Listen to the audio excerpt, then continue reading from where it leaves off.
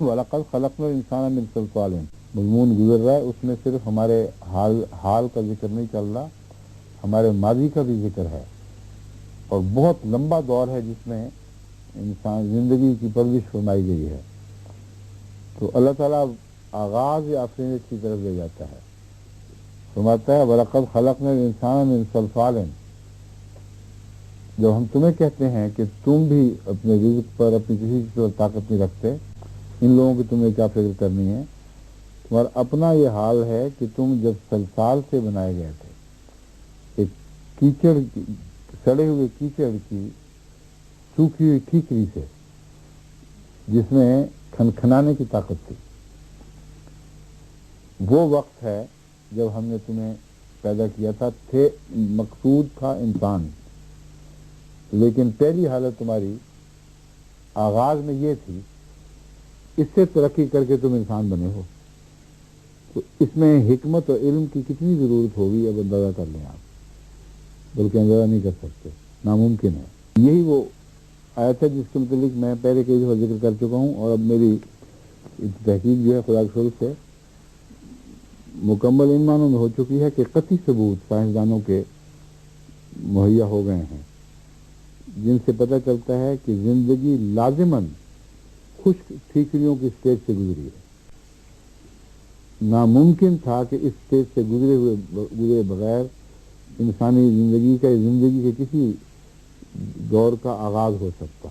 جس سمندر کی بات ہو رہی ہے، قرآن کریم فرما رہا ہے، ہمیں مسنون کہہ رہا ہے کہ سائنسدان مانتے ہیں کہ وہاں ڈکے شروع ہو چکی تھی، فرمنٹیشن شروع ہو چکی تھی۔ تو ایسا پانی جو فرمنٹڈ تھا، جس میں زندگی کی نئی ضرورتوں کی کیمیا بہت ہلکی موجود تھی، لازم تھا کہ اس کو کنسنٹریٹ کیا جاتا، لازم تھا کہ اس کو خشک کیا جاتا ایسی جگہ پر جہاں سلیکا بھی ہوتا اور مٹی بھی ہوتی، کلے، اور جب وہ خشک ہو کر ٹھیکری بن جاتا تو اس کے اندر ایسی لیئرز پیدا ہو جانی تھیں، جو سائنسدان دکھا چکے ہیں، ثابت کر چکے ہیں کہ ہوتی ہیں، کہ اس کے اوپر باریک ایک مالیکول کے برابر باریک پتلی پتلی پپڑیاں بن جاتی ہیں، اور وہ جو ٹھیکری ہے وہ بے شمار پتلی پتلی پپڑیوں کی صورت میں وہ ایک دم نکھر جاتی ہے ایسی پپڑیوں میں۔ پھر اس کے دونوں طرف کیمیاوی عمل ہوتا ہے، اور وہ کیمیاوی عمل ضروری ہے زندگی کے آگے بڑھانے کے لیے، اس کے بغیر وہ ہو نہیں سکتا۔ اور دوسرا فائدہ اس کا یہ ہوتا ہے کہ ایک اتنی سی جگہ میں 1 ایکڑ سے بھی زیادہ سرفیس بن جاتی ہے، کیونکہ چھوٹی سی جو طے ہے، اس کے اندر کی طے کے دونوں طرف کیمیاوی عمل ہو رہا ہے، اس کے نیچے جو پپڑی ہے اس کے دونوں طرف کیمیاوی عمل ہو رہا ہے، تو چھوٹی سی جگہ میں بے شمار جگہ کی ضرورت پوری ہو جاتی ہے۔ اس طریقے پر کتنا گہرا علم و حکمت کا مضمون ہے، اور ٹیکنالوجی جو خدا نے اختیار فرمائی ہے۔ پھر سمندر سے واپس لیتا ہے، اور اگر وہ واپس سمندر میں نہ جائے تو پھر وہیں پڑے خشک زندگی بن ہی نہیں سکتی تھی۔ سائنسدانوں نے یہ ثابت کیا جو میں آپ کو بتا رہا ہوں، کہ پانی ہی سے آغاز ہوا، مگر درمیان میں سلسال ہمیں مسنون کی ضرورت تھی، اور قرآن یہی کہہ رہا ہے، 100% یہی فرما رہا ہے، وَلَقَدْ خَلَقْنَا الْإِنسَانَ مِنْ صَلْصَالٍ مِنْ حَمَإٍ مَسْنُونٍ۔ اب ثابت ہوا کہ خدا ایوولوشن کو قطعی طور پر ثابت فرما رہا ہے۔ وہ صورت جو پیدا ہوئی تھی 1 ارب سال اس سے بھی زیادہ پہلے، وہ انسان بنانے کی تھی۔ اللہ تعالیٰ نے اس طرح انسان کا ذکر فرمایا ہے کہ ہم نے پیدا تمہیں کرنا تھا، تمہاری پیدائش غرض تھی، اور آغاز تمہارا اس طرح ہوا تھا۔ اس لیے یہ غلط ہے کہ جانوروں سے انسان پیدا ہوا ہے، انسان کی وجہ سے جانور پیدا ہوئے ہیں۔ انسان محسن ہے جانوروں کا، کیونکہ انسان کی پچھلی چھوڑی ہوئی ادنا حالتیں ہیں جن کو ہم جانور کہہ دیتے ہیں، ورنہ مقصود انسان کو پیدا کرنا تھا۔ یہ جو آغاز ہے، اس کے اندر سائنسدانوں کا خیال ہے کہ آسٹریلیا میں کہیں وہ راکس ہیں، تو آسٹریلوی سمندر میں جہاں یہ اچھالا گیا تھا، کیونکہ بعض راک کا انہوں نے بتایا ہے کہ وہاں اس قسم کے ماحول ملتا ہے، اگر پانی اچھالا جائے تو وہاں سلیکان بھی ہے، کلے بھی ہے، وہ اپنے اندر سمیٹ لیتی ہے، اتنی دور رہتی ہے کہ عام طوفان میں ہر روز چھینٹے نہ پڑیں اس پر، اور پھر جب بہت بڑی لہر اٹھے تو ریکلیم کر لے اس کو جب بھی ڈکے ہو تو صحیح آ جاتی ہے۔ اب کیچڑ جو تازہ بنا ہوا ہے اس میں خاکی رنگ ہوتا ہے، جب وہ بس جائے بدبو پیدا تو کالا ہو جاتا ہے، تو یہ دیکھا نہیں آپ نے گلا سڑا کیچڑ؟ تو سائنسدان یہ کہتے ہیں کہ وہ سمندر کے اندر جو کیمیائی تبدیلیاں آغاز میں ہوئی ہیں ان میں فرمنٹیشن ہوئی ہے پہلے، اور فرمنٹیشن نام ہی ڈکے کا ہے۔ فرمنٹیشن ہائیڈرولسس سے تعلق رکھتی ہے، مگر دوسری ڈکے اور چیزوں سے تعلق رکھتی ہے۔ پہلی ڈکے جو ہوئی ہے وہ کالی تب بنی جب سمندر کا کھلا پانی کہیں باہر آ گیا اور پھر اس پر کیمیاوی عمل ہوتے رہے اور اس کے اندر نئی تبدیلیاں پیدا ہوئیں، ڈکے بھی ہوتا رہا، خشک بھی ہوتا رہا، یہاں تک کہ کالے رنگ کا کیچڑ بن گیا دھوپ کے اثر سے اور فضائی ریڈیائی اثرات کی وجہ سے۔ جب وہ کیچڑ بن گیا تو پھر وہاں اس کو کچھ دیر تک خدا نے رکھا تاکہ وہ ٹھیکریاں بن جائے، اور ٹھیکریاں اس طرح بنا کہ اچانک اس کے اندر تہ بتہ مالیکول جتنی موٹائی کی سطحیں بن گئیں، ایک دم جس طرح پریسیپیٹیٹ کرتی ہے چیز ایک نئی شکل بنا دیتی ہے، اس طرح وہ ابھرا ہے۔ جب وہ بنا ہے تب اس کے دونوں طرف وہ کیمیائی عمل ہوا جس نے اس کیمیا کو جو ریورسیبل تھی اس کو ایسی کیمیا میں بدل دیا جس نے پھر واپس موڑ کے نہیں دیکھنا تھا۔ جو سمندر میں جاتی تو لازماً آگے ترقی کرتی، مگر خشکی میں رہتے ہوئے وہ ناممکن تھا۔ بس یہ ایک سٹیج ہے جس کا قرآن ذکر فرما رہا ہے۔ بعض جگہ کہتا ہے پانی سے پیدا فرمایا، بعض جگہ کہتا ہے خشک مٹی سے پیدا کیا، بعض جگہ کہتا ہے گیلی مٹی سے پیدا کیا۔ تو میں نے یہ باقاعدہ غور کر کے سائنسی حوالوں کے ساتھ اسے ترتیب دیا ہے کہ خدا تعالیٰ زندگی کی پیدائش کی مختلف سٹیجز بیان فرما رہا ہے۔ ان کے بعد پھر نباتات کی سٹیج آتی ہے، اور جب نباتات کی سٹیج ہے تو مکمل خاموشی ہے، ابھی حیوانات نہیں پیدا ہوئے، اور یہی ہوا زندگی کا پہلے زندگی نباتات کی صورت میں اگی تھی اور تمام زمین ڈھانپی گئی تھی ابتدائی قسم کی نباتات سے، اور نہ کوئی کیڑا، نہ مکوڑا، نہ کوئی پھرنے والا جانور، وہ شام مذکورہ تھا ہی نہیں انسان اس وقت، لیکن وہ نباتات انسان تھی کیونکہ اس کی ابتدائی حالت تھی جسے پیدا کرنا مقصود تھا۔ والجان خلقناہ من قبل من نار السموم، اور ہم نے جنوں کو اس سے پہلے یعنی انسان کی تخلیق سے پہلے جھلسا دینے والے جھونکوں سے پیدا کیا تھا۔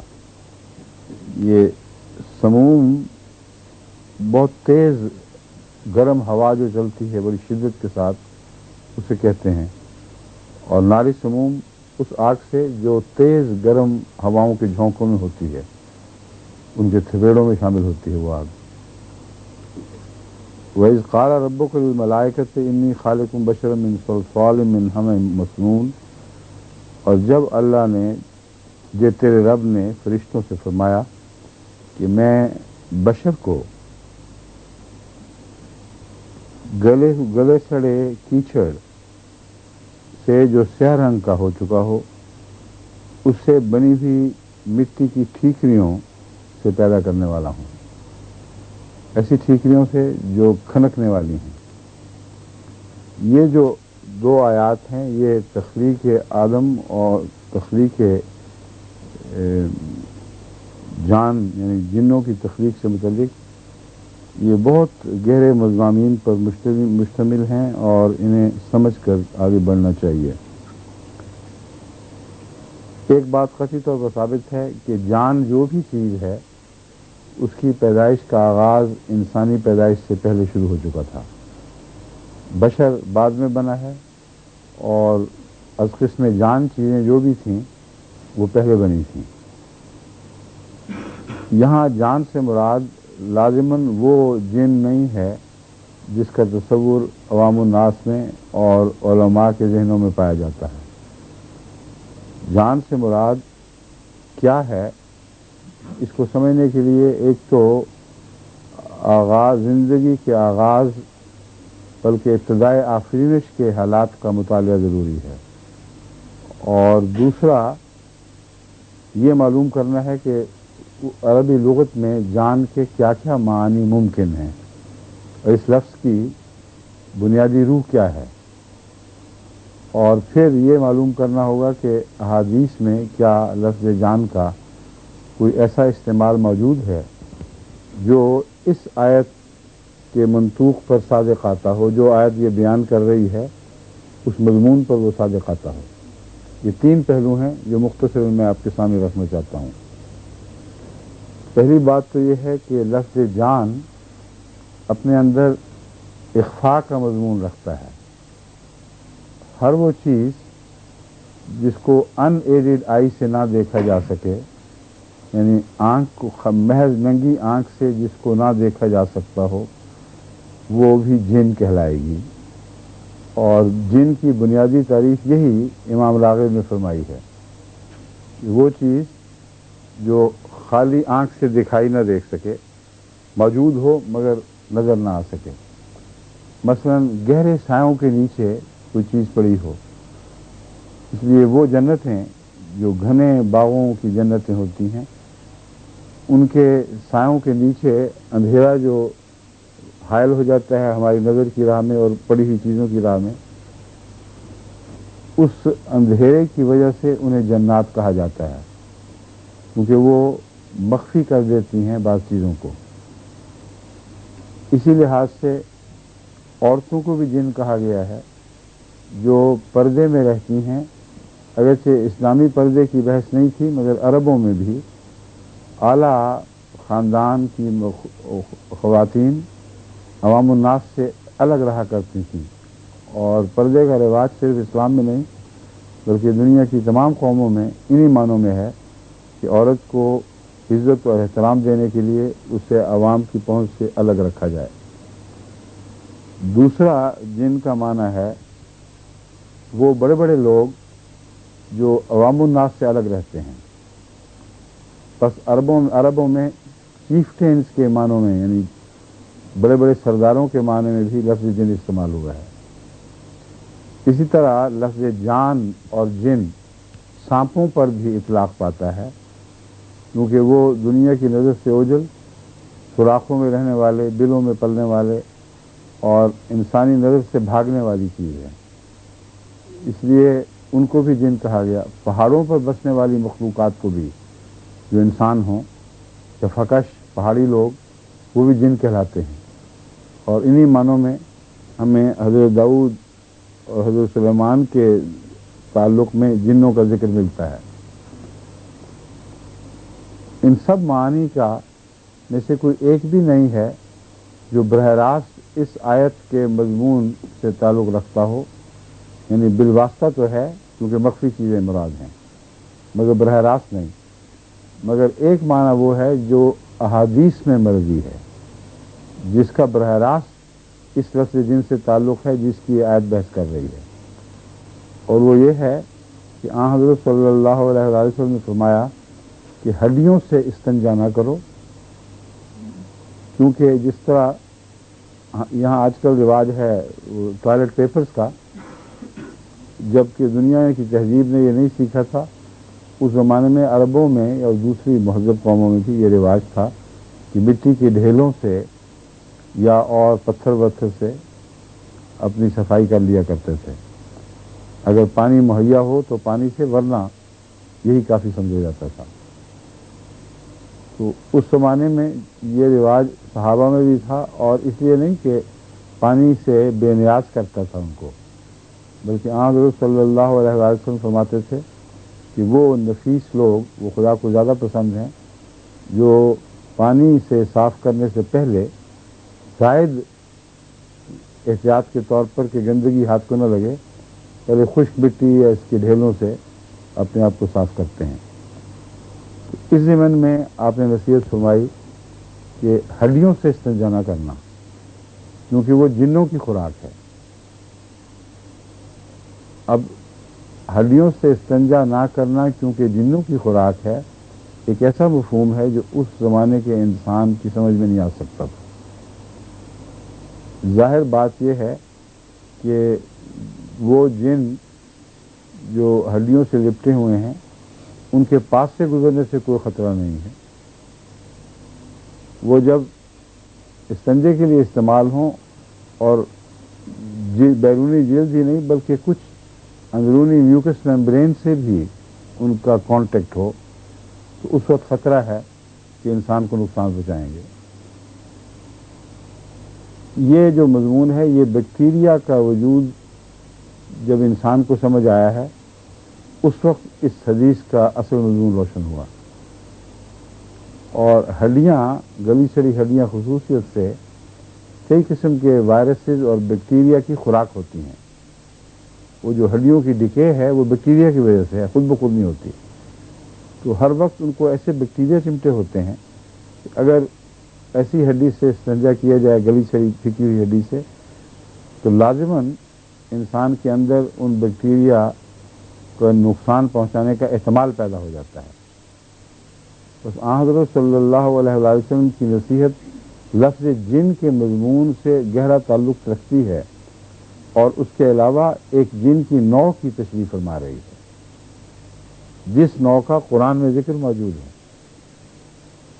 اور جب ہم اس پہلو سے سائنسی مشاہدات کو دیکھتے ہیں یا وہ اس دور کے انکشافات جو ابتدائے آفرینش سے تعلق رکھتے ہیں ان کا مطالعہ کرتے ہیں، اس بارے میں قطعاً سائنٹسٹ کی کوئی دو رائے نہیں ہے۔ 100% تمام متفق ہیں کہ وہ زندگی جس کے آخر پر جس کے درخت کو انسان کے بشر کے پھل لگے ہیں وہ زندگی بعد میں شروع ہوئی ہے، اور وہ زندگی جس سے بیکٹیریا پیدا ہوئے ہیں وہ زندگی پہلے شروع ہو چکی تھی، اور اربوں سال پہلے شروع ہو چکی تھی۔ پس زمین کی کل عمر تقریباً 4.5 ارب سال بیان کی جاتی ہے۔ اب تک کی جو تحقیق ہے اس کی روح سے اتنی بنتی ہے، اور پہلی بار جو راکس کے اندر دبی ہوئی فوسل سے انہوں نے دریافت کیا ہے، پہلی بار 3.5 ارب سال پہلے آرگنزم کا وجود دکھائی دیا ہے۔ آرگنزم کا مطلب ہے آپس میں مرکب چیزیں، سائنس یعنی کیمیکلز، کیمیا آپس میں اس طرح مرتب ہوں کہ ان میں کچھ زندگی کے آثار پائے جائیں مگر زندگی نہ ہو، زندگی کی مکمل تعریف اس پہ صادق نہ آئے، مگر ہوں وہ زندگی سے مشابہ مرتب، اور ان کو وہ آرگنزمز کہتے ہیں۔ اور زندگی کی ابتدائی شکلیں جو خود بھی آرگنزمز تھیں ان کو بایو یونٹ کہتے ہیں، یعنی زندگی کا ابتدائی جز۔ پس زندگی کے ابتدائی جز سے پہلے تقریباً 2.5 کروڑ سال پہلے آرگنزمز کا وجود بننا شروع ہو چکا تھا، اور وہ بیکٹیریا اور وائرسز تھے۔ اب 2 ارب سال تک انہوں نے رفتہ رفتہ مر کے سمندر کو بھرا، اور وہ جو ذکر گزرا ہے ہمیں مسنون، اس کا آغاز کیا، اس کے لیے تیاری کی۔ ان گنت لاشیں بیکٹیریا اور وائرسز کی جب اندر مری ہیں اور ڈکے ہوئی ہیں تو اس سے پھر وہ گلا سڑا کیچڑ بننے کا امکان پیدا ہو گیا کہ جب سمندر نے اس پانی کو اچھالا اور باہر پھینکا تو اس کی ڈکے سے یا فرمنٹیشن سے پھر وہ بات پیدا ہوئی جو میں پہلے بیان کر چکا ہوں۔ تو یہ مضمون ہے من نار السموم۔ اب نار السموم کا اس سے کیا تعلق ہے؟ تعلق یہ ہے کہ اس زمانے میں اگر آسمان سے بہت گہری اور طاقتور ریڈیشن کی لہریں نہ اترتیں، اور جیسا کہ اندازہ لگایا جاتا ہے اس زمانے میں سمندر کی سورج کی شعاؤں کو روکنے کے لیے بیچ میں کوئی کثیف فضا ایسی نہیں تھی جو اس کی گرمی کی شدت کو کم کرتی۔ کچھ سورج کی شعائیں، کچھ کاسمک ریز جو بغیر روک ٹوک کے جو خلا میں بہت ہی طاقتور ریڈیشن کی لہریں ہیں، وہ اب تو ہمارے زمین کے اوپر خول ایسے ہیں جن کو خدا تعالیٰ نے ہماری حفاظت کے لیے پیدا فرمایا ہے، اب وہ اس میں سے نہیں گزر سکتے، وہ ریز نہیں گزر سکتی۔ مگر اس زمانے میں، جس زمانے کی یہ بات ہو رہی ہے، جو قرآن بات کر رہا ہے، اس زمانے میں سائنٹسٹ نے قطعی طور پر یہ معلوم کر لیا ہے کہ کوئی ایسی درمیانی روک نہیں تھی آسمان سے بہت طاقتور شعاؤں کے اترنے میں، اور وہ زمین اور پانی پر یکساں برس رہی تھیں، اور اس کے ریڈیشن کی بہت طاقتور ہوائیں چل رہی تھیں، اور اس کے ساتھ ساتھ گرمی کی شدت کی وجہ سے جو طوفان ہے وہ ہر وقت آ رہے تھے۔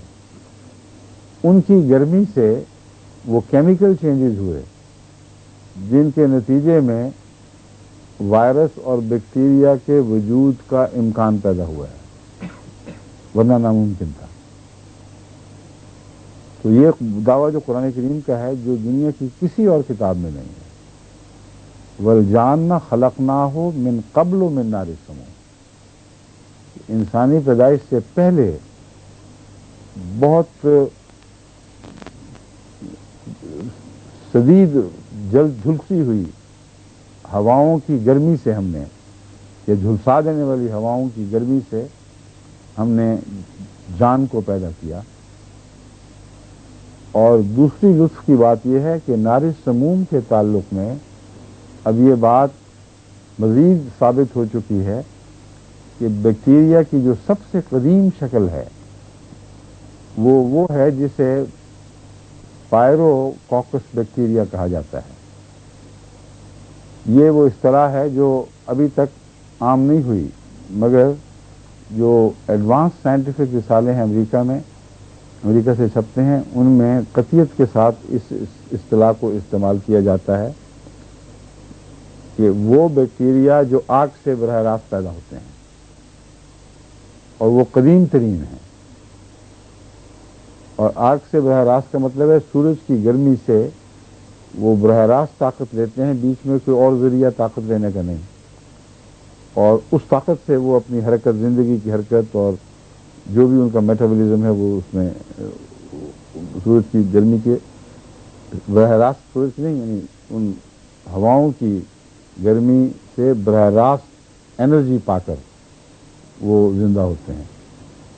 اور یہ جو شعلے ہیں یہ کچھ زمین سے اوپر چلنے والی سموم ہے، کچھ سمندر کی تہہ میں چلنے والی سموم بھی ہے، اور اتنی تیز گرم سمندری لہریں ہیں جو سینکڑوں میل چوڑی اور سینکڑوں میل یا کم سے کم 200-250 میل کی رفتار سے سمندر کے اندر چل رہی ہیں۔ جیسے سمندر زمین کی سطح پر سموم ہے، اسی طرح سمندر کی تہہ میں بھی سموم ہے۔ اس لیے بعض سائنٹسٹ کو کہتے ہیں ویٹ سٹارٹ، کہ زندگی ڈرائی سٹارٹ سے نہیں پیدا ہوئی بلکہ ویٹ سٹارٹ سے ہوئی ہے۔ وہ شعلے جنہوں نے بیکٹیریا کی تخلیق میں کام کیا ہے، وہ دراصل وہ بہت تیز گرم پانی کی وہ تھیں لہریں۔ وہ پانی آپ یاد رکھیں 100 درجہ حرارت سے اوپر گرم ہو نہیں سکتا، بس وہ جو گرمی تھی وہ والکینک گرمی جو پانی جذب کرتا تھا وہ پوری طرح اصل میں 100 درجے سے تو اوپر جا نہیں سکتا تھا، ساتھ ساتھ وہ بھاپوں میں تبدیل ہو رہا تھا، اور بھاپوں کی لہریں بھی ساتھ چلتی ہوں گی۔ اس ساری شکل کو میں نے کہا کہ وہ ہو سکتا ہے کئی 100 درجے تک حرارت پہنچا ہو۔ بعد کی تحقیق سے جب پائرو کوکس بیکٹیریا پر تحقیق ہوئی تو پتہ لگا کہ کوئلے جب جلتے ہیں تو ان کی اسمولڈنگ تیل میں یہ بیکٹیریا ملتے ہیں، اور جب مڑیوں میں آگ لگ جاتی ہے جب ہڈیاں بھڑک اٹھتی ہیں فاسفورس کے جلنے سے تو وہاں یہ بیکٹیریا ملتے ہیں، اور ابھی بھی سمندر کی تہ میں یہ چھپی ہوئی جگہوں پہ بیکٹیریا ملتے ہیں، اور ان کا درجہ حرارت اتنا زیادہ ہے کہ اس پر زندگی کی کسی قسم کا زندہ رہنا ممکن ہی نہیں ہے۔ تو نار سموم سے جان کا پیدا ہونا جب ان 3 سمتوں سے ہم دیکھتے ہیں تو کوئی گنجائش نہیں رہتی کہ اس کا ترجمہ بیکٹیریا نہ کیا جائے، اور وہ بیکٹیریا جو آگ سے براہ راست پیدا ہوا۔ یہ سلسلہ آغاز بشریت سے پہلے کا ہے، یہ قرآن کریم نے بتایا، دنیا کی اور کسی کتاب میں نہیں بتایا۔ یہ جب، اور تھا بھی ضروری منطقی طور پر، سائنسی احتیاج تھی اس بات کی کہ پہلے کیا جائے، ورنہ خالی سمندر کے پانی سے کیمیکلز کے اندر وہ تبدیلیاں ممکن ہی نہیں تھیں جو اور ان آرگینک کیمیکلز کو آرگینک کیمیکلز میں بدلتے ہیں۔ ان آرگینک اور کیمیکل، آرگینک کا مطلب سمجھتے ہیں آپ؟ ہاں، کوئی سمجھتا ہے سوائے فوزیہ کے؟ اس کو میں لکھوایا ہوا نا مضمون، یہ اس لیے وہ بے شک نہ بولے۔ کوئی اور کوئی ہے؟ تو ایسا آپ مسکرا رہے ہیں، کوئی بات ہے آپ کو پتا ہے؟ بتائیں۔ کاربن کی بھی کیمسٹری اور انآرگینک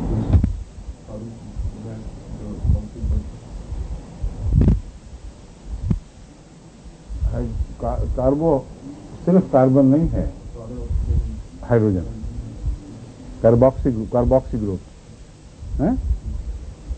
اصل میں کاربن جو آرگینک کمپاؤنڈ ہیں ان کی ایک یہ تعریف ہے کہ وہ کیمیاوی مرکبات جو زندگی سے بنتے ہیں اور جن سے زندگی بنتی ہے، یہ ایک دوسرے پر انحصار ہے، کیونکہ ناممکن ہے وہ زندگی جس کے اندر بشریت کا پھل لگا ہے، اور تمام حیوانات اس زندگی سے پیدا ہوئے، تمام نباتات اس زندگی سے پیدا ہوئے، یہ وہ آگ والی نہیں ہے۔ یہ ساری زندگی جو ہے یہ اس بایو یونٹ سے آگے چلی ہے جس سے پہلے بیکٹیریا گل سڑ کے سمندر میں وہ کیچڑ بنا چکے تھے۔ اب ان کے ذریعے کیا کام ہوا؟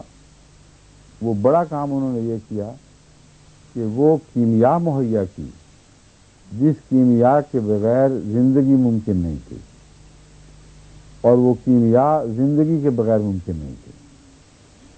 اس لیے کیا پہلے تھا، انڈا پہلے تھا یا چوزا؟ اس بحث میں سائنسدان الجھ گئے، اور کچھ سمجھ نہیں آتی کہ ہو کیسے سکتا تھا کہ زندگی آرگینک کمپاؤنڈ پیدا کرتی ہے براہ راست۔ جو دنیا میں جو کیمیکل نظام ہے اس سے از خود آرگینک کمپاؤنڈ پیدا ہو ہی نہیں سکتے، زندگی پیدا کرتی ہے، اور زندگی لازماً آرگینک کمپاؤنڈ سے بنی ہوئی ہے، اس کے بغیر بنی نہیں سکتی۔ تو کیسے ہو گیا؟ اس سلسلے میں جو تحقیق ہوئی ہے اس میں وہ سمندر کا پانی نظر میں آیا ہے جس میں اربوں سال سے بیکٹیریا مر کے اس پانی کے اندر ایک تعفن کا احتمال پیدا کر رہے تھے، اور آسمان سے جو تیز شعاعیں اتر رہی تھیں ریڈیشن کی، ایسی فضا میں جہاں آکسیجن کا کوئی وجود نہیں تھا، فری آکسیجن موجود ہی نہیں تھی، سب لاک ہوئی تھی، اس وقت وہ کیمیکل کمپاؤنڈ بن سکتا تھا، ورنہ بن ہی نہیں سکتا تھا۔ اب یہ حیرت انگیز چیزیں ہیں جو ایک مذہبی کتاب میں پایا جانا اور بھی زیادہ انہیں حیرت انگیز بنا دیتا ہے کہ زندگی کا آغاز یا زندگی کے آغاز سے پہلے آگ سے پیدا ہونے والی مخلوقات کا آغاز کیا گیا تھا، بعد میں زندگی پھر اس کے سہارے یا اس کی بنا پر آگے بڑھی ہے۔ تو کیمیکل جو سمندر میں پیدا ہوئیں وہ ان بیکٹیریا کی فرمنٹیشن، جس طرح آپ آٹا رکھ دیں کچھ دیر کے بعد ابل سا جاتا ہے، اس میں بلبلے بھی پیدا ہوتے ہیں، گرمی بھی پیدا ہوتی ہے، بھسان بھی پیدا ہوتی ہے. اس کو کہتے ہیں فرمنٹیشن. پھل فرمنٹ کر جاتے ہیں، ان کے اندر کیمیکل تبدیلیاں پیدا ہونی شروع ہو جاتی ہیں. یہ فرمنٹیشن جو ہوئی ہے اس کے نتیجے میں وہ گرمی جو کیمیکل کو ریئیکشن کے لیے چاہیے تھی وہ مہیا ہو گئی. ایک گرمی تھی سورج سے براہ راست، اس سے تو بیکٹیریا پیدا ہوئے، مگر اس براہ راست گرمی سے یہ کیمیکل کمپاؤنڈ کا جو اندرونی انرجی کا نظام ہے وہ مہیا نہیں ہوتا تھا. اس کے لیے ضروری تھا کہ اندرونی گرمی کا ایک نظام مہیا ہو جو فرمنٹیشن سے ملا ہے. تبھی خدا تعالیٰ فرماتا ہے کہ ہم نے سیاہ گلی سڑی مٹی کی ٹھیکریوں سے انسان کو پیدا کیا، اور وہ ٹھیکریاں میں بتا چکا ہوں آپ کو پہلے کس طرح بنی. تو اس صورت میں تو انسان کی پیدائش سے پہلے جو کچھ ہوا وہ بھی بیان ہوا، اور انسان پھر آگے کیسے بنا ہے اور کیسے بڑا ہے اس کی تمام سٹیجز قرآن کریم نے بیان فرمائی ہیں. پہلی سٹیج پانی سے، پھر مٹی سے، پھر مٹی اور پانی ملے ہوئے سے، پھر مٹی اور پانی ملے ہوئے کیچڑ سے، پھر ٹھیکری سے. اور ٹھیکری میں بتا چکا ہوں اگر ٹھیکری نہ بنتی تو جو آرگینک کمپاؤنڈ ہے وہ اتنا ایڈوانس ہو ہی نہیں سکتا تھا، اتنا زیادہ ترقی کر ہی نہیں سکتا تھا کہ پانی میں وہ از خود نئے آرگینک کمپاؤنڈ پیدا کر سکے جو انسان کی زندگی یا جان کی ہر قسم کی زندگی کے ابتدائی سیل کو پیدا کرنے کے لیے ضروری ہے. ہر زندگی کا آغاز کا سیل ڈی این اے کہلاتا ہے اور آر این اے، یہ دو سیل ہیں جو ہر قسم کی نباتات میں، زندگی کی ہر قسم میں بنیادی اینٹ کے طور پر ملتے ہیں. اور وہ سیل اتنے کمپلیکیٹڈ ہیں،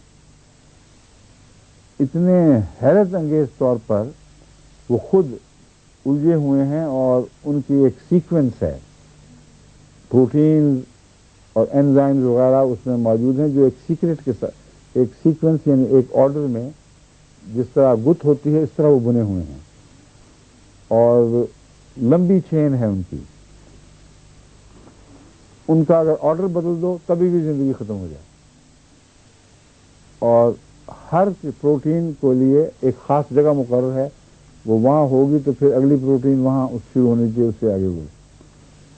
یہ نظام ہے جو کمپلیکیٹڈ کیمیکل کمپاؤنڈ کو چاہتا تھا، جس کے آغاز کا ذکر قرآن کریم نے فرمایا ہے سلسال کے اندر. اگر وہ ٹھیکری نہ بنتی تو یہ چیزیں پیدا ہونی ممکن ہی نہیں تھی، سائنس کے اندر ناممکن تھا. بس قرآن کریم نے جو مضمون بیان فرمایا بہت ہی گہرا، بہت ہی دلچسپ اور تفصیلی ہے. یہ منزل بھی بیان کر دی جو دنیا کی کسی کتاب، کسی سائنس، کسی فلسفے نے بیان نہیں کی تھی. یہ ٹھیکری سے پیدا کیا ہے. گوندنے والی مٹی جس سے گوندا جا سکے یا بت بنایا جا سکے وہ تو مان لیا، ٹھیکریوں سے کیسے بت بنے گا؟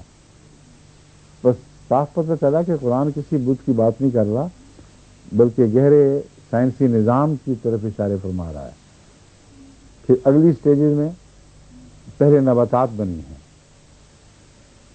یا موبائل چھوٹے چھوٹے یونٹ زندگی کے جو حرکت کر سکتے تھے مگر بہت ہی آغاز میں تھے، ابھی پوری جاندار کے وجود، ایک جاندار وجود کے طور پر پیش نہیں ہو سکتے تھے، مگر بہرحال وہ ان میں حرکت موجود تھی، لیکن سیکس نہیں تھی، کوئی ایسے جنسی تعلقات کا نظام نہیں تھا جس سے اولاد پیدا ہوتی.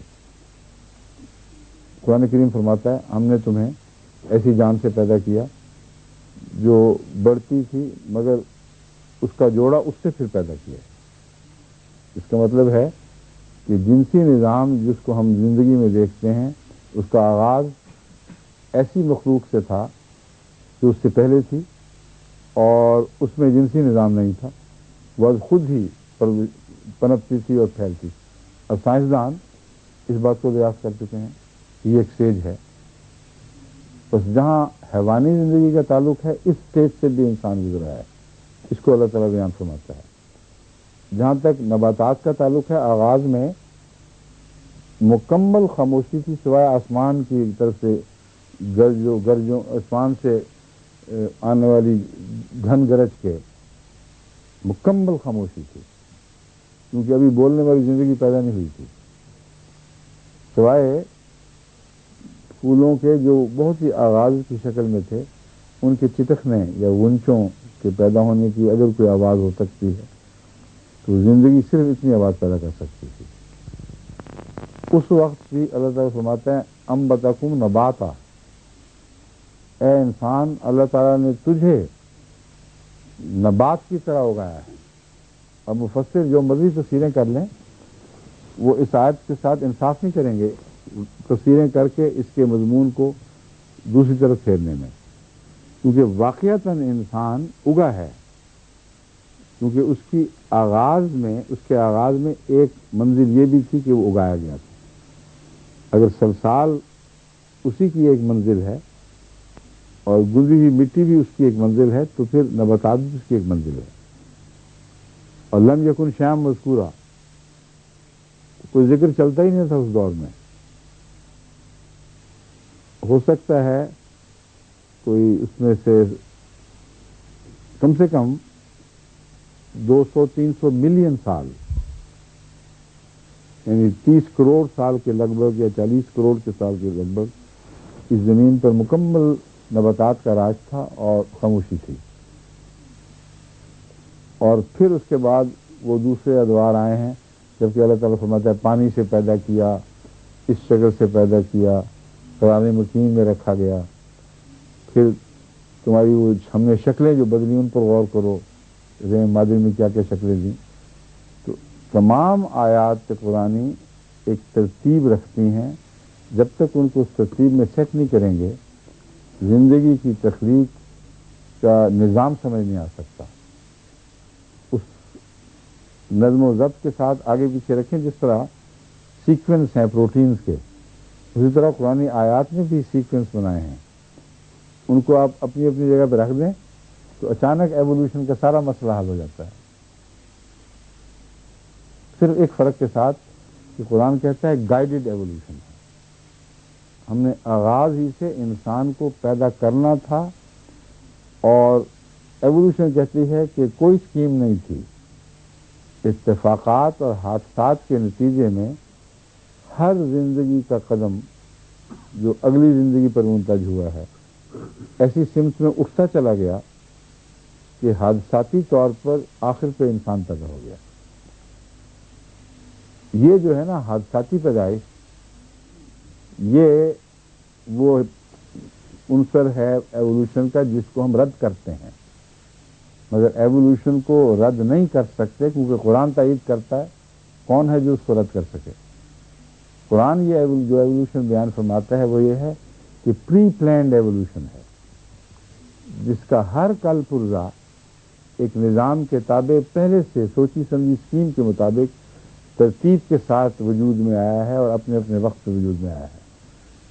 پھر ان کو جوڑ کر یا ان سے جو آگے نئی صفات پیدا ہوتی رہی زندگی میں، ان کے استعمال کے ذریعے پھر انسان کو تخلیق کیا گیا ہے۔ تو یہ جو خیال ہے کہ بلائنڈ ایوولوشن حادثات کے اکٹھا ہونے کے نتیجے میں، اتفاقات کے اکٹھا ہونے کے نتیجے میں، اس کو خود بعض چوٹی کے سائنسدان رد کر چکے ہیں، حساب دان اور ایسے ایسے سائنسدان جن کا لفظ عظمت کے ساتھ دیکھا جاتا ہے، یہ کوئی لے مین کی بات نہیں میں کر رہا، ان میں سے ایک سائنسدان نے مثلاً اس مضمون کو لے کر کے یہ جو کہتے ہیں کہ حادثات اتفاقات بے شمار اکٹھے ہو گئے اور ان کے جمگھٹ سے ایک زندگی اتفاقاً انسان پیدا ہو گیا یا زندگی پیدا ہو گئی، وہ یہ کہتے ہیں، انسان تو بہت بات کی بات ہے، کہتے ہیں زندگی کی پہلی اینٹ بھی جتنے اتفاقات کو چاہتی ہے وہ اتنے زیادہ ہیں کہ انسانی دماغ معوف ہو جائے گا، وہ سوچ نہیں سکتا کہ کتنے ہیں، لیکن سائنس کے ذریعے حساب کے ذریعے کچھ اندازہ لگایا جاتا ہے۔ کہتے ہیں وہ اتفاقات اتنے ہیں کہ یہ دعویٰ کرنا کہ اتفاقات سے زندگی کی پہلی اینٹ پیدا ہو گئی، ویسا ہی دعویٰ ہے جیسے کوئی کہے کہ جنک یارڈ میں یعنی کباڑ خانے میں ہر قسم کے پرزے اور ٹوٹے پھوٹے پر جو جہازوں کے ہوتے ہیں یا انجن شنجن، ایسا کباڑ خانہ جس میں یہ موٹر انجن وغیرہ رکھے جاتے ہیں، کہتے ہیں کوئی دعویٰ کرے کہ وہاں اتنا خطرناک ٹورنیڈو آیا کہ اس نے گھما کر سب کو رکھ دیا اور جمبو جٹ پیدا ہو گیا. کہتے اگر تم یہ مان سکتے ہو تمہاری عقلیں تو پھر میں تمہاری بات مانوں گا. ورنہ ناممکن ہے، جیسے جمبو جٹ کا پیدا ہونا ٹورنیڈو کے ذریعے ناممکن ہے، جھکڑ کے ذریعے ناممکن ہے، اس طرح اتفاقات کا اکٹھا کلوٹ کر کے سازش کر کے انسان تک پہنچنا تو بہت بعید کی بات ہے. وہ کہتے ہیں زندگی کی پہلی اینٹ بھی نہیں بنا سکتا. تو حضرت مسیح علیہ السلام جو فرماتے ہیں کہ بنا سکتا نہیں ہرگز بشر ایک پاؤں کیڑے کا، اس کو لوگ سمجھتے نہیں ہیں. وہ سمجھتے ہیں کہ لوگ آج کل تو جہاز بنا دیے، پاؤں کیڑا کیا چیز ہے؟ جہاز بنا دیے اور کیڑے کا پاؤں نہیں بنا دیے، ابھی بھی پکی بات ہے. ناممکن ہے کہ کیڑے کا پاؤں بنا سکے، کیونکہ اس کے اندر جو خود اپنی دیکھ بھال کی اور اپنے زندگی کی صفات کو قائم رکھنے کی صلاحیت ہے، اور جو ڈی این اے اس کے اندر موجود ہے اس کو انسان نہیں بنا سکتا. ساکھ سر ٹکرائے کچھ نہیں کر سکتا اس سلسلے میں. اس کی نقل اتار سکتا ہے. اس قسم کا کل پرزا آپ کو روبوٹ میں مل جائیں گے، مگر ہر روبوٹ کا ٹکڑا جو ہے اپنی ذات میں زندگی نہیں ہے. بس یہ مطلب ہے حضرت مسیح علیہ السلام کا کہ بنا سکتا نہیں ہرگز بشر ایک پاؤں کیڑے کا، تو پھر کیوں کر بنانا نور حق کا اس پہ آسان کیا بشر ہرگز. آگے پیچھے مطلب وزن میں فرق ویسے کوئی نہیں پڑا. ٹھیک ہے. آگے ہے یہ سب کچھ گزر گیا تو اللہ تعالیٰ فرماتا ہے فرشتوں سے کہا، اس خالہ ربوں کا جب تیرے رب نے فرشتوں سے کہا انی خالقم بشرم من صلصال من حمأ مسنون، یہ جن کی تخلیق کے بعد لازم تھا کہ اس کے بعد ہی یہ بات ہوتی. فَإِذَا سَوَّيْتُهُ، جب میں بناؤں گا بشر صلصال سے تو فوری طور پر تم اس کی اطاعت کے پر پابند نہیں ہو. اس کو سوا کرنے میں بہت وقت لگے گا. فَإِذَا سَوَّيْتُهُ، جب میں اسے ٹھیک ٹھاک کر کے متوازن کر لوں اور بیلنس کر دوں اس کو، اس وقت بھی تم اس کی اطاعت کے پابند نہیں ہو. وَنَفَخْتُ فِيهِ مِن رُوحِي، پھر جب میں بشر میں اپنی روح پھونکوں، اسے الہام کروں، فَقَعُوا لَهُ ساجدین، تب تم اس کے سامنے سجدہ ریز ہو جاؤ. تو کسی انسان کو کسی انسان پر کوئی فوقیت نہیں دیتا قرآن کریم. کوئی وجہ نہیں ہے کہ کوئی انسان کسی انسان پہ حکومت کرے مگر اللہ کے اذن کے ساتھ. اور جب اذن الہی آ جائے تو انسان بےمانی ہو جاتا ہے بیچ میں. اس کی وجہ سے سجدہ کیا ہی نہیں جا رہا بلکہ اذن الہی کو سجدہ کیا جا رہا ہے، یہ مراد ہے. تو جب میں اپنی روح پھونکوں، اور روح سے مراد امر ہے، جسے قرآن کریم فرماتا ہے یسألونک عن الروح قل الروح من امر ربی، وہ تجھ سے روح کے بارے میں سوال کرتے ہیں، تو کہہ دے کہ اللہ کے حکم سے ہے، کہ اللہ کے حکم میں سے ایک حکم ہے. تو امر جو ہے وہ الہام بھی ہے اور روح بھی ہے. وہ جب عطا ہوتی ہے وہ روح یا وہ الہام جب پھونکا جاتا ہے پھر اس سے نبی بنتا ہے. یہ باتیں اللہ تعالیٰ نے سب جب سمجھا دیں فسجد الملائکۃ کلھم اجمعون، تو تمام فرشتہ صفت موجودات، وہ تمام زندگی کی قسمیں جو فرشتوں کے رنگ رکھتی ہیں، یعنی جن کی فطرت میں اطاعت ہے، ان سب نے تمام کے تمام نے بلا استثناء سجدہ کیا. یعنی آدم کے سامنے اپنی طاقتوں کو مسخر کرنے کے لیے پیش کر دیا. اور فرشتوں کا سجدے سے مراد ان قوانین کا سجدہ ہے جو قدرت میں پائے جاتے ہیں. کیونکہ قرآن کریم بیان کرتا ہے کہ ہم نے زمین اور آسمان اور جو کچھ بھی ان میں ہے وہ سب انسان کی خدمت کے لیے پیدا کیا ہے، اس پر مسخر کیا ہے، چونکہ ان قوانین کے جو چلانے والے فرشتے ہیں جو باشعور ہستیاں ہیں، اور ہر قانون کے اوپر ایک فرشتہ نگران ہے، اور اس فرشتے کے تابع بے شمار جنود ہیں اللہ تعالیٰ کے، اللہ تعالیٰ کی فوجیں ہیں فرشتوں کی، جو ہر باری قانون کے عمل پر نگران بیٹھی ہوئی ہیں، ورنہ نظام کبھی کا درم برم ہو جاتا، از خود قانون نہیں چلا کرتے بغیر نگرانی کے۔ تو اللہ تعالیٰ فرماتا ہے کہ جب یہ سب کچھ ہو جائے گا تو پھر تم نے سجدہ کرنا ہے، کیونکہ تمہیں پیدا اس لیے کیا گیا ہے کہ انسان جو اشرف المخلوقات ہوگا اس کی تائید میں اپنی ساری طاقتیں پیش کر دو، کیونکہ اس کی غرض و غایت خدا سے ملنا ہے، ایسے اس رنگ میں کہ اس سے پہلے کبھی کوئی مخلوق ایسی صلاحیتوں والی پیدا نہیں ہوئی کہ خدا سے گہرا ذاتی تعلق اس کے صفات کے وسیع تر دائرے میں کر سکے۔ اس کی صفات کے محدود دائرے میں تو ہر مخلوق کا تعلق ہے، اور وہ باشعور ہو یا بے شعور ہو، ہر مردہ چیز کا بھی تعلق ہے، لیکن وہ دائرہ خدا تعالیٰ کی صفات کا جس کا متحمل انسان ہو سکتا تھا، وہ ایسا دائرہ تھا کہ اس سے پہلے مخلوق کی کوئی قسم بھی اس دائرے کے نیچے نہیں، اس دائرے کے تعلق میں موجود نہیں تھی، محدود دائرے تھے سب کے، فرشتوں کے بھی، نہ گناہ کی طاقت، نہ بخشش کا سوال، نہ یہ امکان کہ خدا سے دور ہٹ کر بے تعلق ہو جائیں، نہ یہ امکان کہ خدا سے تعلق میں عشق کے مقام پر پہنچ جائیں اور اپنی ذات کو مٹا کر خدا کی ذات میں مدغم ہونے کے لیے وہ اپنے سارے وجود کی نفی کر دیں۔ یہ احتمالات یا امکانات ہیں فرشتوں میں، نہ احتمال تھے نہ امکان تھے۔ تو اس لیے جب خدا تعالیٰ نے پیدا ہی انسان کو اس لیے کیا ہے کہ تخلیق کی اعلیٰ ترین اقدار اسے عطا کرے اور اعلیٰ ترین مقاصد ادا کرنے کی توفیق بخشے، تو لازم تھا کہ ساری کائنات کو اس کے لیے مسخر کرتا۔ ان معنوں میں سجدے کا حکم تھا، نہ کہ سر ٹیکنے کا حکم۔ اس پر کالا ایک الا ابلیس، ایک ابلیس تھا جو محروم رہ گیا، ابا ان یکون مع الساجدین، اس نے انکار کر دیا کہ وہ سجدہ کرنے والوں میں شامل ہو جائے۔ قال یا ابلیس ما لک الا تکون مع الساجدین، اللہ تعالیٰ نے فرمایا اے ابلیس تجھے کیا ہو گیا ہے، کیا بات ہے، اللہ تکون مع الساجدین، کہ تو سجدہ کرنے والوں میں شامل نہیں ہو رہا۔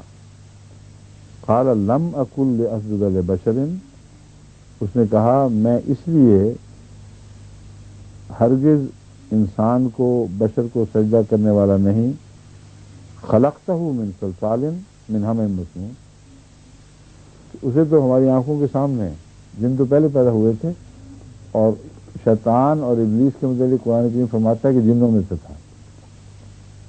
تو ایک تو روحانی معنی ہے، یعنی تمام روحانی بیماریاں پیدا کرنے والا نظام جو ہے وہ ابلیسی یا شیطانی نظام ہے۔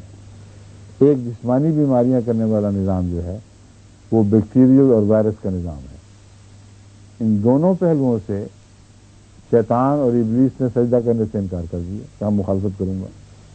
اب جتنے بھی انسان اس دنیا میں بیکٹیریا پھیلے ہوئے ہیں اور وائرسز کام کر رہے ہیں، مصیبت ڈالی ہوئی ہے اور قابو نہیں آتے، آدمی کو سجدہ نہیں کرتے، اگر قابو آتے ہیں تو پھر دوسری طرف سے نکل کے ایک اور شرارت بنا دیتے ہیں۔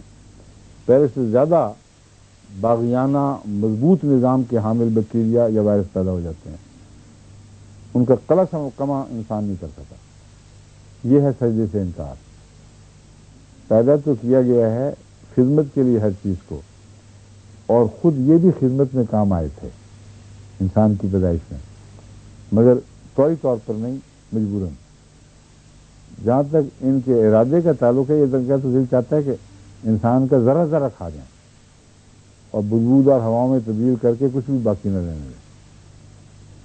اور جب وہ کام کرتے ہیں پیٹ میں تبھی بھی یہی کام کرتے ہیں, بدبودار ہوائیں پیدا کرتے ہیں, تعفن پیدا کرتے ہیں اور نظام حیات کو گندگی میں بنا کر پھر عناصر میں بکھیر دیتے ہیں.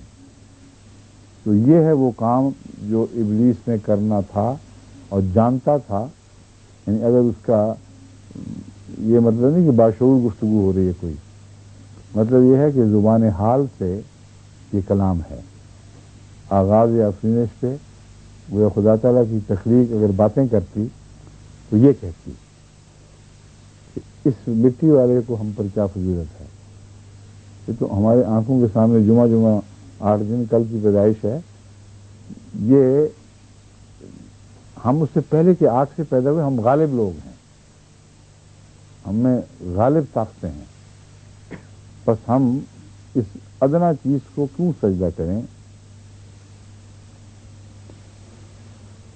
اور سرکار من ہمیں مسنون کا اس لیے تکرار اس لیے کی گئی ہے کہ یہاں شیطان ذلیل اور ادنا حیثیت کو ظاہر کرنے کے لیے ریپیٹ کر رہا ہے, ہمیں مسنون, گلے سڑے گندے کالے کیچڑ سے پیدا ہوا, ہم آگ سے جو ناپاکی کو جلا دیتی ہے, جو پیورٹی کا سمبل ہے گویا کہ ہم اس سے پیدا ہوئے ہیں.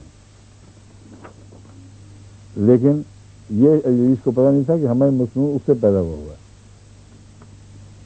ابلیس کی لاشوں سے ہی ہمیں مصنوع بنا ہے.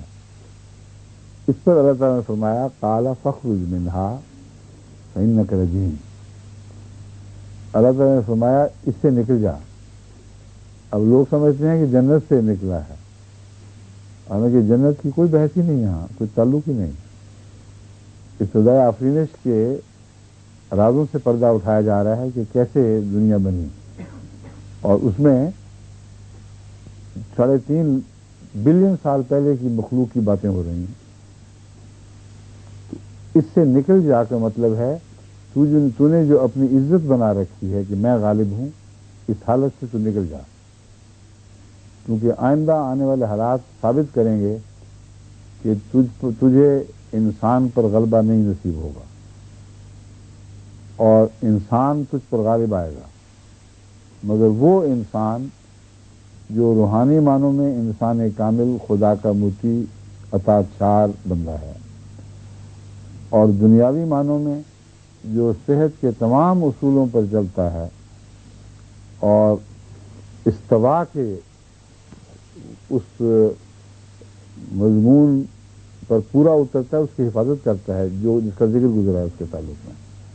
کہ جب ہم نے اس کے نظام کو متوازن کر دیا, جب عناصر میں ایک نظام پیدا کر دیا, تو جب تک انسانی عناصر میں نظام ہے, شیطان یعنی بیکٹیریا اور وائرس کو اس پر کوئی بھی برتری حاصل نہیں, بالکل بے حیثیت ہے. انسان کا اندرونی نظام جو متوازن ہے, جب تک متوازن رہتا ہے اس وقت تک بیکٹیریا کی کیا کہتے ہیں اس کو, پہنچ سے یا دسترس سے باہر ہے اور بالا ہے. جہاں اندرونی نظام بیمار ہو, وہ اس کا آغاز بیکٹیریا سے نہیں ہوتا. اندرونی نظام کی بیماری توازن کے بگڑنے سے تعلق رکھتی ہے, یعنی استوا کا مضمون ختم ہو جاتا ہے. جب نظام حیات میں توازن بگڑے تو اس وقت بیکٹیریا آ کے بیٹھتے ہیں.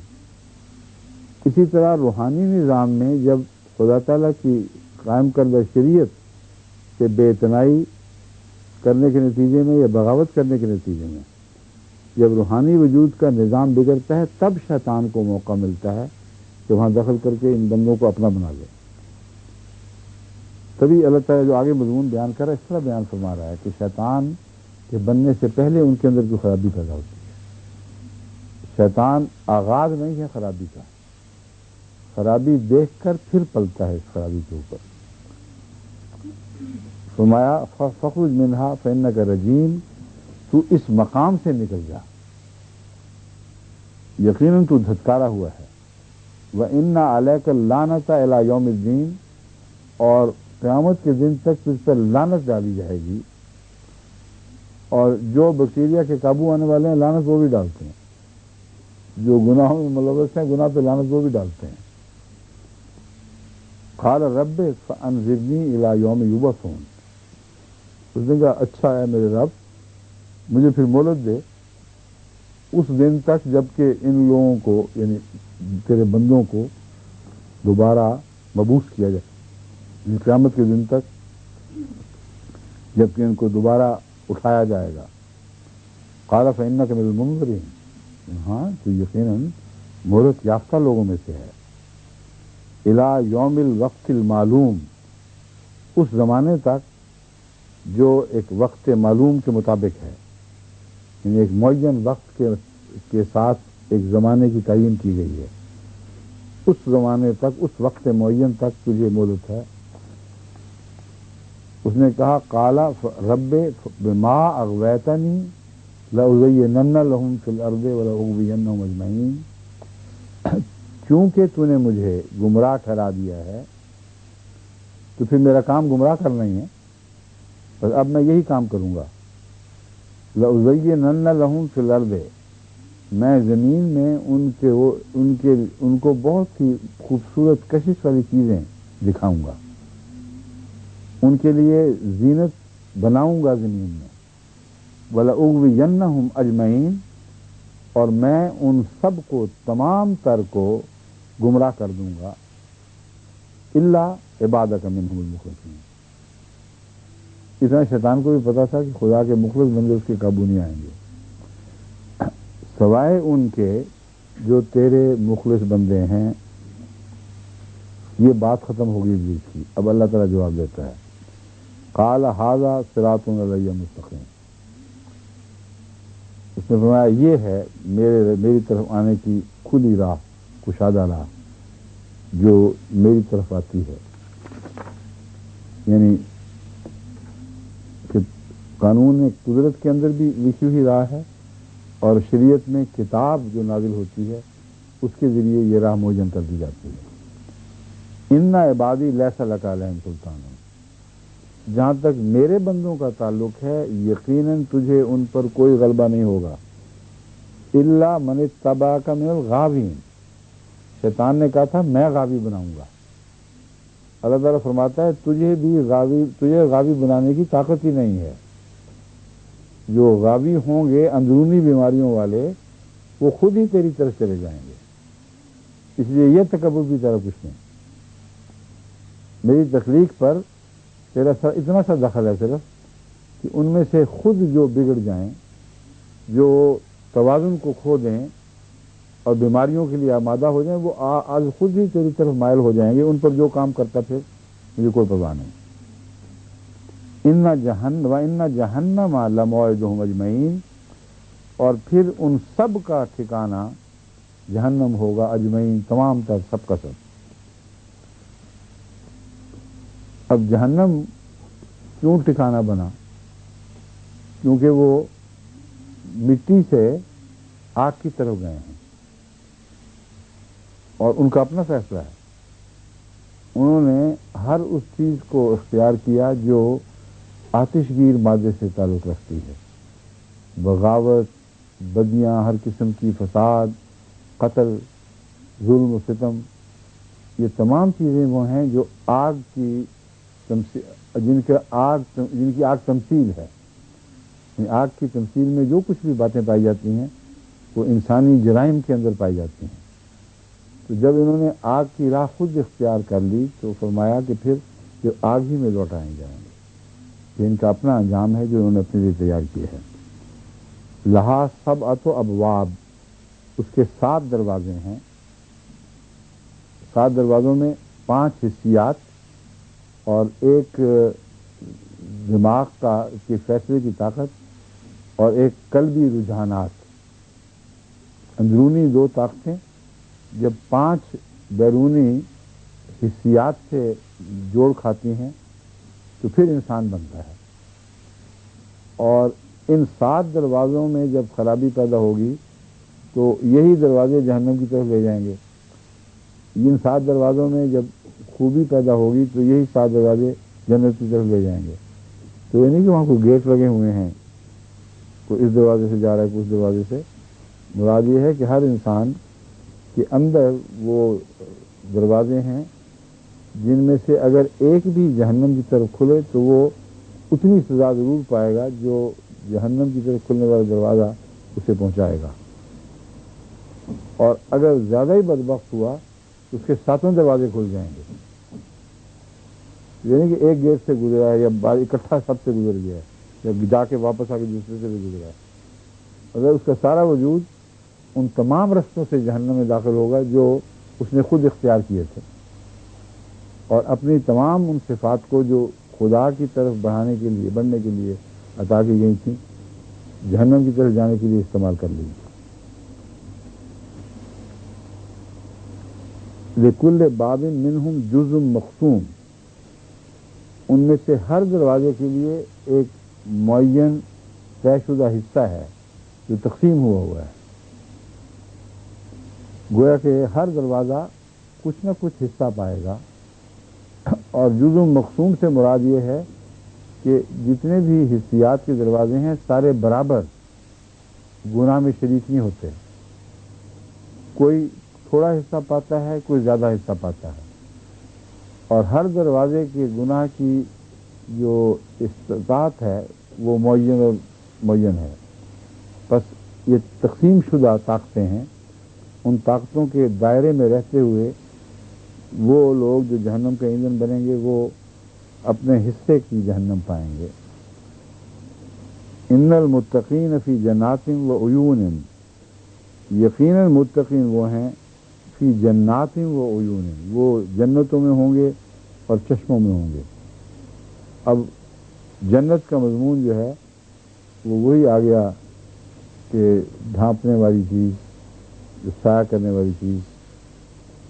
تو یہ بھی جنتوں میں پہنچیں گے مگر اور قسم کی جنتیں ہیں، وہ جنوں والی نہیں. جنوں والا مضمون جو ہے وہ شیطان تک موجود ہے. انسان کے لیے بھی ایک جنت ہے مگر وہ استغفار کی جنت اور بہت سے مضامین ہیں. اور عیون ہیں، چشمے ہیں جو پرورش کرتی ہیں. تو گیلی مٹی کا انجام کیا ہونا چاہیے تھا؟ اس کا بھی منطقی نتیجہ ہے. وہ جنتیں جو وعدہ دیا گیا ہے وہ انسان کی گیلی مٹی کی پیدائش کا طبی نتیجہ ہے. اگر وہ اس فطرت کو قائم رکھتا ہے تو اس میں نشو و نما ہوگی، بڑی ہریالی ہوگی، بہت جنگل اگیں گے. اور اگر ساتھ پانی موجود ہے جو ہر وقت مٹی کو گیلا رکھتا ہے تو بے شمار اس میں سے نباتات اگ کے ہر قسم کی چیزیں وہ ساری اس زمین پہ سایہ کر دیں گی. تو دیکھیں دونوں جگہ کتنا منطقی نتیجہ نکالا گیا ہے. ایک جگہ آگ سے پیدائش کو اس نے فضیلت قرار دیا تو اللہ نے کہا اچھا اس فضیلت کی طرف واپس آ جاؤ. ایک طرف مٹی کو ایک ذلت قرار دیا تو اللہ نے مٹی کے ذریعے وہ جنتیں بنا دیں جو انسان کو لیے ہمیشہ کے لیے سکون کی آمادگاہ ہوں گی. اب چونکہ وقت ختم ہو گیا اس لیے باقی انشاءاللہ پھر. ان المتقین فی جنات و عیون، یہ چشمے ہیں جو زندگی کے چشمے ہر قسم کے. اس کی تصویر میں جانے کی ضرورت نہیں، باقی انشاءاللہ کل. ٹھیک ہے، یہ لے لیں.